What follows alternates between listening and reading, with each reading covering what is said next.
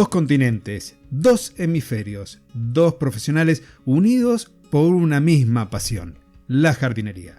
Bienvenidas, bienvenidos a un nuevo episodio del podcast de Jardinería y Paisajismo, el espacio en donde encontrarás conceptos, técnicas, estrategias y noticias del mundo de las plantas para que puedas tener tu jardín más lindo cada día.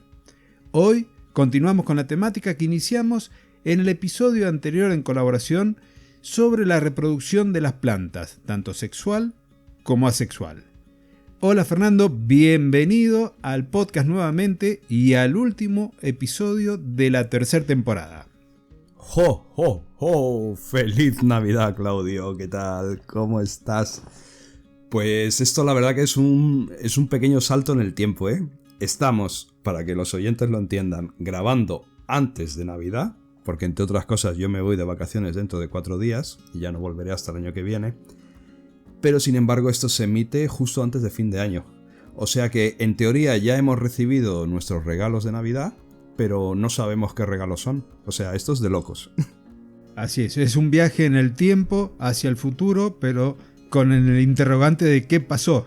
Exacto. Claro, porque no está nada estamos mal. a punto de festejar el año nuevo y celebrando la Navidad, pero todavía ni siquiera hemos pasado la Navidad, así que estamos en una especie de bucle temporal. Exactamente. Bueno, hoy vamos a hablar, Claudio, empezamos en el episodio anterior a hablar de la reproducción vegetal, reproducción de las plantas. Y hoy hicimos una pequeña introducción, más que nada para sentar unas pequeñas bases y saber de qué íbamos a hablar y en qué términos. Y hoy nos vamos a centrar un poquito más concretamente en la reproducción sexual, o sea, la reproducción a través de semillas. En contrapartida con la reproducción asexual, que ya trataremos en el siguiente episodio o en los siguientes episodios, que era una reproducción no a través de semillas, sino por otros métodos que ya comentamos, y cuya principal diferencia entre una reproducción y otra es que en la reproducción sexual no se consigue un clon exacto de los progenitores, sino que se consigue una mezcla de ambos progenitores. Entonces, no sé, Claudio, ¿quieres que vamos a por ello? Porque tenemos por delante bastante material interesante que compartir. Sí, demos comienzo para poder agarrar y compartir la información que tenemos prevista. La escaleta, como decías, es bastante extensa. Vamos a ver si dan los tiempos para poder compartir toda la información preparada. Si no, el año que viene continuaremos con este tema. Así que es todo tuyo. Venga, genial. Bueno, lo primero es, lo primero sería decir que qué es una semilla, ¿no? Una semilla pues es una unidad, vamos a llamar una unidad biológica y vamos a llamarla básica, o sea, es como el principio de todo, ¿no? Una unidad biológica básica para la reproducción de las plantas. Esa podría ser una buena definición de semilla. ¿Y para qué plantas? Bueno, pues tanto para las plantas que no poseen flores, que son las coníferas, se suelen conocer más técnicamente como las gimnospermas, así como para las plantas que sí que tienen flores, que también técnicamente se conocen como angiospermas. Estos ambos grupos, los que tienen flores y los que no tienen flores, pertenecen a el grupo llamado espermatofitas, que simplemente significa que son plantas con semillas. Cada semilla lo que hace es combinar tanto genes masculinos como femeninos en el embrión y da lugar al vástago posteriormente, que es diferente genéticamente de las plantas parentales, porque coge un poquito de la planta masculina, un poquito de la planta femenina. Con ello, una especie vegetal lo que consigue es preservar su identidad, y aunque el material genético se intercambia constantemente entre especies, esto lo que permite es, una cierta evolución y por tanto algo importantísimo, que es una adaptación al entorno, que el entorno, como siempre es cambiante, pues ya va bien que las plantas sean capaces de ir adaptándose a esos cambios. Las semillas permiten también que una planta colonice una zona extensa y pueden permanecer aletargadas. Esta característica es fundamental hasta que las condiciones sean favorables para que esa semilla germine, lo que incrementa enormemente pues, sus posibilidades de supervivencia. Y toda semilla tiene un origen, y ese origen está en la flor. Y la flor es propia del grupo de plantas, como estaba comentando Fernando, de las angiospermas. Y el proceso de producción de semilla va a comenzar allí y a partir de órganos sexuales femeninos y masculinos. Estos pueden estar ambos presentes en una misma flor, pueden estar separados y a que hayan flores femeninas y flores masculinas, o una combinación, pueden tener los dos sexos en una misma flor, tanto la parte femenina como la masculina, pero una vez puede ser que la parte masculina no esté al alcance como para poder fecundar la misma flor y entonces desde el punto de vista masculino no es fértil y sí femenino o al revés. Estos son adaptaciones que vamos a ver más adelante y que tienen que ver con los agentes de polinización y asegurarse de que no sean plantas autofecundadas en algunos casos para dar esa variabilidad genética. Pero más allá de los órganos sexuales en una flor, tenemos otro tipo de hojas modificadas. Unas son los pétalos, que son los que tienen habitualmente color, como podemos ver en una rosa, y otros son los sépalos, que terminan protegiendo a estos pétalos en el pimpollo. Son más parecidos habitualmente a las hojas verdes de las plantas. Y en cuanto a las flores, a veces pueden estar en solitario, a veces pueden estar agrupadas en inflorescencias, y hay plantas que tienen la posibilidad de florecer todos los años, como el caso del rosal, pero hay otras que florecen una sola vez en la vida y se mueren. Y ese es el caso, por ejemplo, de la palmera asiática de hojas de abanico, la Corypha umbraculífera, en donde va a producir un racimo de flores en la parte superior de la planta y luego que floreció se muere. Este tipo de planta se le conoce con el nombre técnico de monocárpica. Hace referencia a que hay una floración una sola vez en la vida. Es lo mismo que ocurre con los agaves, por ejemplo, que una vez que floreció, la planta agotó todos sus recursos y termina muriendo allí. Por su parte, si queremos hablar de flores, la flor simple más grande en el planeta es de una planta conocida como Rafflesia, que es un parásito, y esta flor puede llegar a tener 80 centímetros de diámetro. Va a agarrar y va a ser parásito de otra planta, conectándose o vinculándose directamente con la raíz. Y así como hay plantas con flores tremendamente grandes, hay otras con flores tremendamente pequeñas y a veces que prácticamente pasan desapercibidos para nosotros.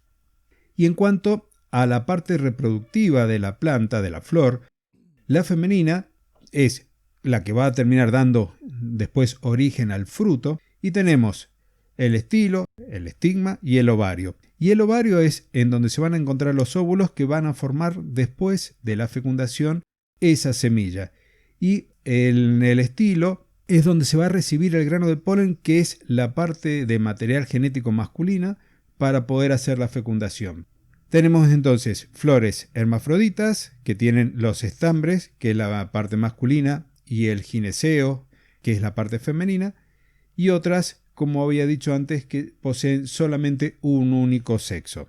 Y aquí tenemos plantas que van a tener flores masculinas y femeninas dentro de la misma planta, como nos va a contar después Fernando, y otras en donde las flores masculinas están en una planta y se las llama plantas macho, y otra tiene flores femeninas y son las plantas hembras. Pero para que toda semilla tenga su origen hay que pasar por un proceso que es la polinización. Y ahí, Fernando, te cedo la palabra. Muchas gracias, efectivamente. ¿Cuál es el proceso para que se produzca una semilla? Pues exactamente, la flor debe ser polinizada. La polinización, es muy fácil de entender. Consiste simplemente en la transferencia del polen, que es la parte masculina, desde la antera hasta el estigma, que es la parte femenina. Si una planta, en lugar de recibir el polen de otro individuo de la misma especie, se autopoliniza ella misma, lo que va a ocurrir es que, siempre que esa planta sea capaz de autopolinizarse, lo que va a ocurrir es que la variación genética de la semilla de la que hablábamos antes, esa variación, eso de que la semilla coge un poquito de la parte masculina, un poquito de la parte femenina y aprovecha esa mezcla para, si es necesario, evolucionar y adaptarse al entorno. En el caso de la autopolinización, esa variación genética se va a reducir. La mayoría de las plantas, especialmente las plantas silvestres, presentan sistemas para evitar precisamente la autopolinización. En algunas flores, las anteras y los estigmas maduran en épocas distintas. ¿Y qué ocurre? Pues que de esa forma, si el polen cae en el estigma de la misma flor, la polinización no se produce, porque uno de los dos elementos no está lo suficientemente maduro. Algunas especies, como el avellano o también como el maíz, poseen flores de un único sexo, con ambos sexos en la misma planta. En ocasiones, las flores masculinas entonces y las femeninas se encuentran en partes diferentes de la planta. Por ejemplo, en el caso del maíz, las flores masculinas se agrupan en la parte superior de la planta para así poder captar el viento. Esto lo que hace es favorecer la polinización cruzada, aunque aquí el riesgo de autopolinización también sigue presente, ojo. En otras especies dioicas, cada ejemplar posee únicamente o flores masculinas o flores femeninas. Ya no tienen en la misma planta flores de ambos sexos. Entre estas plantas, por ejemplo, tenemos el acebo, el sauce, por ejemplo la palmera dactilífera. Y muchas de estas plantas dioicas se polinizan gracias a la acción del viento, con lo que existe el peligro de que las plantas que están más aisladas sean incapaces de desarrollar semilla al no tener otras plantas semejantes de la misma especie que por la acción del viento polinicen. El inconveniente de las plantas dioicas es que por lo general tardan varios años en desarrollarse a partir de las semillas. Esto ocasiona que, durante todo ese tiempo no podemos conocer el sexo de la planta que se ha producido a través de semilla. Esto es un problema, por ejemplo, con los acebos femeninos, que tienen las bayas y que, por ejemplo, no pueden seleccionarse hasta que no han transcurrido, por lo menos 7 años o más. Y lo mismo ocurre con la forma masculina de la garria elíptica, que en este caso, como está mucho más solicitada la masculina que la femenina, porque tiene un amento gris mucho mayor, pues tampoco se puede seleccionar hasta que no han pasado unos años y se puede saber cuál es el sexo. Y para que la polinización se realice, ya venía contando Fernando que se necesita de agentes polinizadores. Y para asegurar entonces la polinización cruzada, las plantas han desarrollado un amplio abanico de técnicas y cada una más ingeniosa que la anterior. Con frecuencia utilizan los insectos u otros animales para llevar el polen desde una flor a otra. Es muy común que veamos las abejas con sus patitas con los granos de polen ahí y que estén llevando de una flor a otra, o abejorros que terminan con el lomo de color amarillo gracias al polen. Las criaturas entonces van a ser atraídas a las flores, ya sea por el aroma, puede ser por el color o incluso a veces el mismo tamaño de la flor, y van a recompensar a ese insecto que los fue a visitar, tal vez entregándole un néctar rico en azúcares, en algunos otros casos un polen también con proteínas, pero producen tanto que la planta se asegura de darle de comer al insecto y de que su simiente viaje hasta otra flor. O incluso puede ser porque se alimenten de los mismos pétalos. En el caso de las orquídeas, tienen mecanismos también bastante interesantes porque hay flores que pueden llegar a tener la forma o incluso los aromas propios de la versión femenina de determinados insectos. Entonces se llega a esa flor con la intención obviamente romántica y se encuentra con una flor en lugar de la hembra de su especie y en este momento termina produciendo la polinización. Hay otros agentes también que intervienen en la polinización, como pueden ser mariposas, las moscas e incluso los murciélagos. Algunas plantas van a tener 2 o 3 clases de flores que van a parecer similares, pero que difieren por la prominencia de los estigmas y de los estambres, como es en el caso de las plantas que se utilizan de estación, las primaveras, que es la Primula vulgaris. De este modo, entonces, un insecto solo puede recoger el polen de los estambres de una flor y llevarlos al estigma de otra flor. No se produce la fecundación dentro de esa misma, sino lleva de un lado al otro el polen. Otras plantas van a utilizar el viento o el agua para poder llevar el polen desde una flor a la otra, de modo que las flores con frecuencia van a ser menos conspicuas, pensando en el ejemplo del insecto, pues no van a necesitar ofrecer tantos encantos como en el caso de la polinización entomófila, que resultan más costosos y que no siempre tampoco van a resultar viables o que van a tener efecto. Bueno, si ha ocurrido todo lo que hemos comentado hasta ahora, que no es poco, ahora ya lo que debería ocurrir es que la flor entre en fertilización, o sea, que tenga lugar la fertilización de la flor. Para eso hay varios factores que han de cumplirse. Por ejemplo, el polen debe ser compatible y además debe de estar vivo. El estigma debe estar receptivo. El estigma es la parte femenina, debe estar receptiva a ese polen masculino. Y cuando esto sucede, lo que hace es exudar como una solución azucarada pegajosa que provoca que los granos precisamente del polen se adhieran y además proporciona energía para ayudar en la germinación.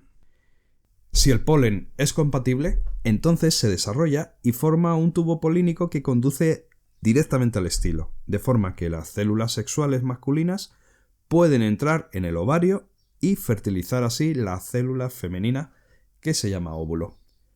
Tanto las células sexuales masculinas como las femeninas contienen cromosomas. Los cromosomas son los portadores del material genético de las plantas padres y madres. Entonces, pero solo contienen la mitad de la cantidad que contiene la planta adulta. Cuando una célula sexual masculina se fusiona con el núcleo del óvulo y el juego de cromosomas entra en funcionamiento, ahora ya sí podemos decir que se empiezan a formar las semillas. Y como toda estructura vegetal, las semillas también cuentan con una propia. Las semillas totalmente desarrolladas van a tener por lo general un embrión que es una pequeña planta con un vástago embrionario que se conoce como plúmula, una pequeña raíz que se conoce como radícula, junto con las hojas embrionales que tienen el nombre de cotiledones. Están rodeados en algunos casos por una sustancia de reserva que va a actuar como alimento en el primer momento en que empieza a germinar la planta, que tiene el nombre técnico de endosperma.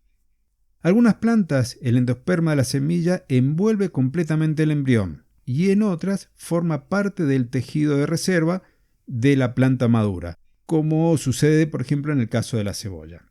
También pueden formar parte de las hojas de la semilla, en el caso de los cotiledones, para nutrir al embrión durante el periodo inmediatamente posterior a la germinación. Y esto ocurre, y es muy fácil de ver, en las habas, en los guisantes o porotos.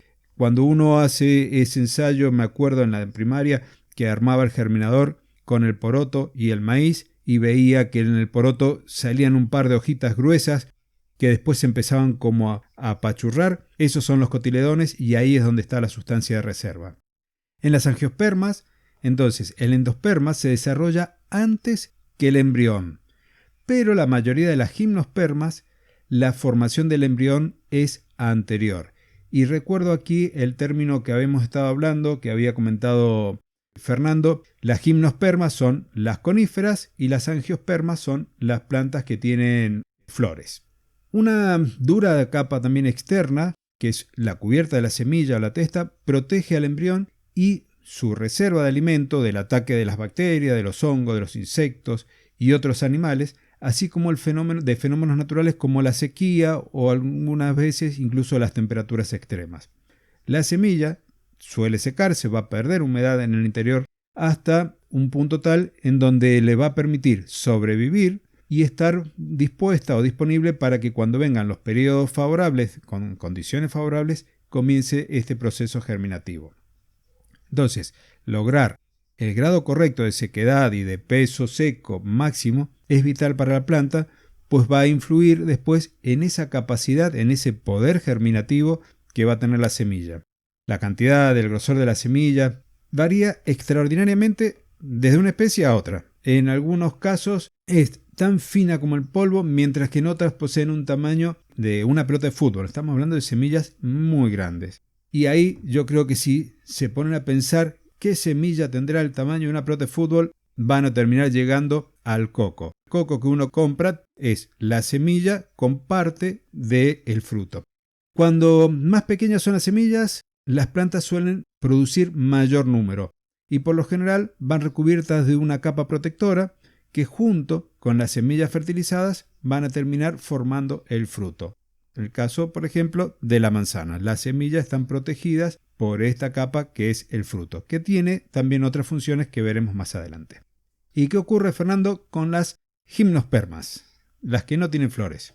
Sí, la verdad es que tenemos que estar todo el rato recordando cuáles son las que tienen flores, cuáles son las que no tienen flores, porque estos nombres tan raros son difíciles de recordar.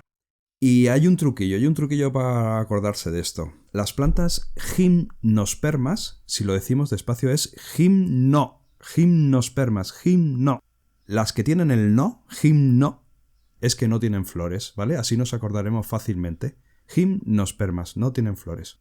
Las otras son angiospermas, ahí no hay ningún no entre medias, entonces ya sabremos por descarte, angiospermas sí que tienen flores, gimnospermas no tienen flores. Pues mira, a diferencia de las que sí tienen flores, las semillas desnudas, por llamarlo de alguna manera, de las gimnospermas, como son por ejemplo las coníferas, se encuentran parcialmente envueltas en tejidos de la planta del padre. Las piñas de las coníferas son polinizadas por el aire y las semillas se van a formar sobre los escudetes de las piñas femeninas. Pero no solo las coníferas son gimnospermas, tenemos otras plantas también sin flores, que por ejemplo son las cicáceas, como la famosa palmera cica, que en realidad, bueno, yo creo que ya todos sabemos que en realidad no es una palmera. Y aunque también puede parecer un helecho, tampoco es un helecho. La palmera cica es una conífera. Sí, algo como para contar acerca de la cica es que es una de las plantas menos evolucionadas dentro de lo que es el reino vegetal. Se encuentran los óvulos completamente desnudos, que es lo que se transforma después en eso que conocemos como semilla, que parece un grano de maíz naranja grandote. Y continuando con el tema de las plantas, resulta que no todas las plantas producen semillas. ¿Y qué es lo que producen en su lugar? Producen esporas. Y aquí tenemos los conocidos helechos, también los musgos. En este caso se reproducen mediante esporas que si bien se parecen a las semillas, pero en este caso va a desarrollar los órganos sexuales, tanto femenino y masculino, independientemente de la planta, en lo que es la fase sexual de reproducción. O sea, solo van a tener la posibilidad de reproducirse con la presencia del agua. Es algo muy llamativo este sistema evolutivo que ha seguido las plantas que no tienen semillas. Ahora hemos llegado a un punto en el que ya tenemos la semilla. Ya las semillas han madurado después de todo el proceso que venimos comentando y ahora el objetivo de la planta, el objetivo es dispersar esas semillas. ¿Pero por qué? ¿Por qué tiene que dispersar las semillas? Pues porque si esas semillas germinaran cerca de la planta padre, tendrían que competir, las nuevas plantitas que surgirían de esas semillas tendrían que competir por agua, por luz, por nutrientes. Por lo tanto, es obvio que las plantas en su proceso de evolución han llegado a la conclusión de que han de dispersarlas lo más lejos posible para no crearse competidores a sí mismas. Para esto, las plantas han desarrollado diversas estrategias para lograr que las semillas se dispersen lejos, y esto es una de las principales ventajas que tiene la reproducción sexual, en detrimento de la reproducción asexual o reproducción vegetativa, que habíamos comentado que era a base de acodos, por ejemplo. Bueno, pues los frutos o las vainas que contienen las semillas se han adaptado a los diferentes métodos de dispersión. Algunos frutos son muy sencillos y poseen la apariencia de una semilla grande, por ejemplo las bellotas de las encinas, de los alcornoques, de los quercus, de los robles, que presentan una envoltura gruesa para proteger la verdadera semilla que está en el interior, la cual cuenta a su vez con una cubierta delgadita también de protección. Algunas cubiertas de semillas se desarrollan en cápsulas de textura semejante al papel, otras también en vainas, como por ejemplo la asclepia. Y la vaina lo que hace es que cuando madura se seca bruscamente, causando una tensión en las paredes que la hacen estallar, y así digamos como que libera las semillas que contiene en su interior. Estas a su vez van a caer al suelo o van a ser transportadas por el viento. Otras vainas con semillas, como las del acanto por ejemplo, lo que hacen es que explotan, con lo que las semillas se dispersan a bastante distancia. El mastuerzo, por ejemplo, solo requiere ser tocado ligeramente por el viento para que sus vainas explosionen y liberen las semillas. Sin embargo, por su parte, lo que se suele llamar el pepinillo loco, el Evalium, lo que presenta es una vaina llena de líquido en su interior, que cuando madura esa vaina también explota por la presión y expele o expulsa un flujo de semillas y un jugo que sale también disparado por el aire. Las semillas de algunas plantas, como por ejemplo las gramíneas, como los cereales, como los amaryllis, germinan tan pronto como alcanzan la maduración, mientras todavía se encuentran en la planta original, y siempre que las condiciones sean lo suficientemente húmedas.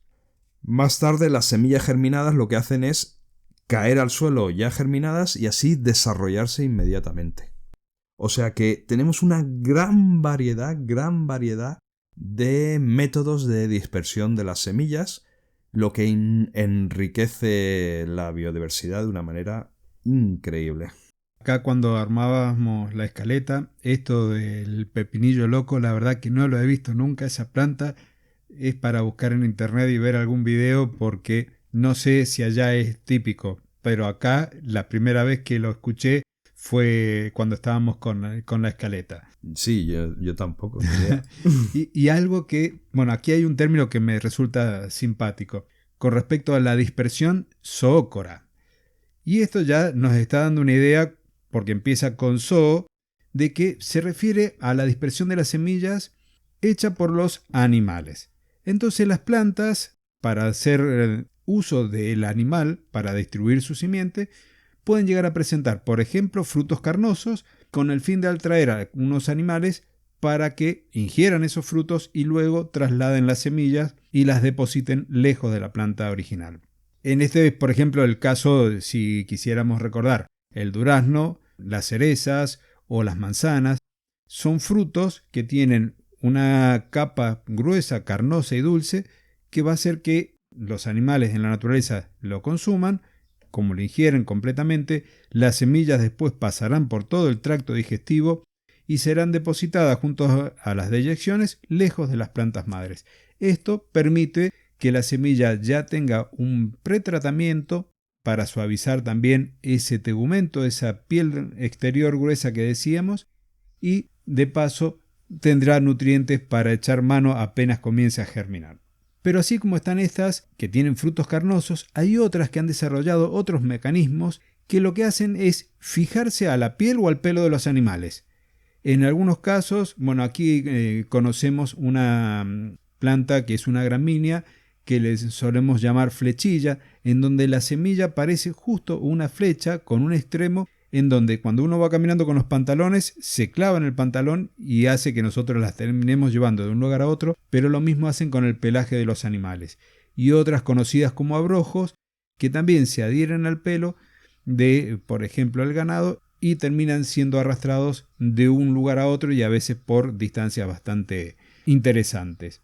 Así que como variabilidad para distribuir hay muchas y esas adaptaciones están en función también de los animales que tienen cerca. Pero hay más formas para seguirse dispersando. También tenemos la dispersión aérea.